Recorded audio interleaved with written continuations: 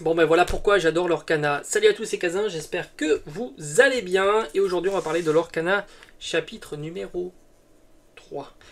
Ici dans ce classeur ultra bien rempli, il y a l'Orcana chapitre 1. D'ailleurs il faudrait que je mette des petites étiquettes comme je fais dans certains classeurs, ça pourrait être sympa. Le chapitre numéro 1 que j'ai surkiffé, qui est pas commun, d'accord, tu le sais, hein, chapitre numéro 1, il est moins commun sans compter que ça, c'est le First Print.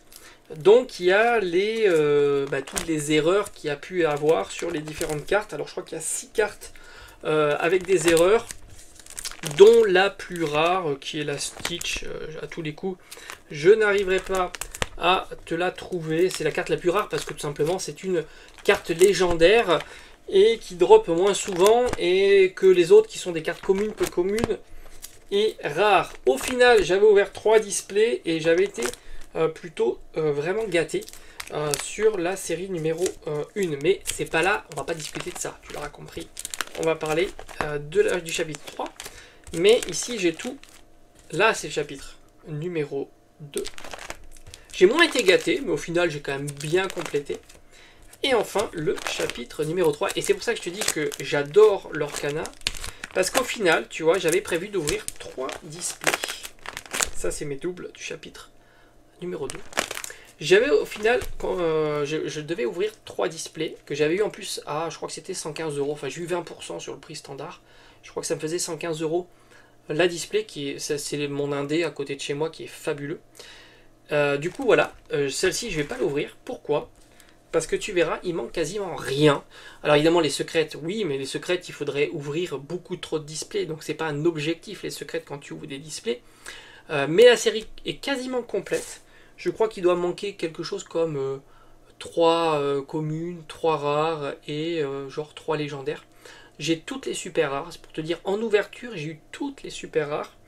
Donc là, tu vois, il manque quelques cases comme ça, mais c'est pas grand chose. La série est quasiment complète. 2 malheureux displays. Et c'est ça qui fait plaisir, c'est quand tu vois que pour Pokémon, tu ouvres 2 displays. En plus, c'est des displays de 36 boosters, alors que là, ce sont des displays de 24 boosters.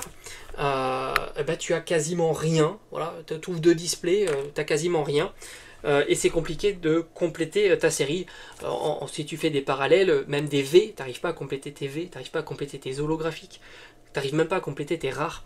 Là, comme je t'ai dit, toutes les super rares, j'ai toutes les super rares, j'ai eu quelques doubles aussi, hein, voilà, j'ai quelques doubles de super rares, hein, ce qui est normal, hein, c'est logique, hein, mais bon, tu sais, quand tu as des enfants qui font aussi leur petit classeur, etc., les doubles, c'est pas très très grave, ça va partir dans les classeurs des enfants, voilà, c'est ça aussi qui est agréable. Franchement, 2 petits displays, oui, et je pense pas avoir été spécialement chanceux. Je pense que c'est l'Orcana qui nous permet d'avoir ce genre de pull rate, quoi. Hein. Les légendaires, j'en ai à peu près 4 ou 5 par display. J'ai pas eu je crois que j'ai eu un doublon légendaire, donc ça c'était plutôt cool. Et au final, voilà, il manque pas grand chose. Tu l'auras compris, c'est le top. Voilà, c'est vraiment le top. Voilà, il y a quelques petits trous, mais regarde-moi ce classeur rempli pour seulement 2 displays. Il y a 204 cartes quand même. C'est juste incroyable. Franchement, continuez comme ça, l'Orcana.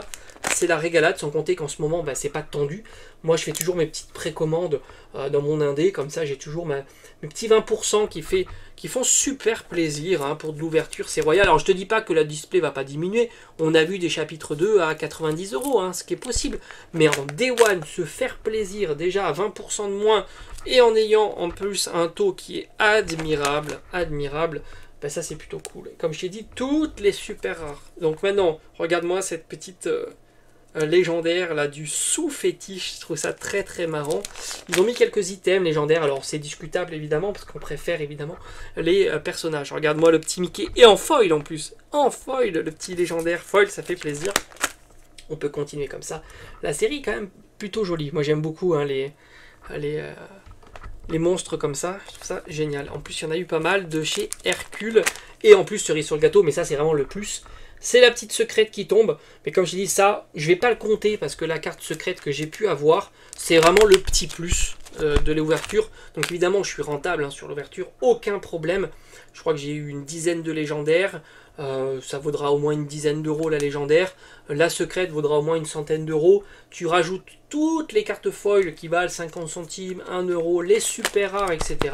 été largement rentable sur l'ouverture, mais c'est vrai que j'ai eu de la chance, hein. Ça aide. Mais bon, tu perds quasiment rien quand tu ouvres du Lorcana comparativement à du Pokémon. Allez, je te dis à bientôt. Ciao, ciao.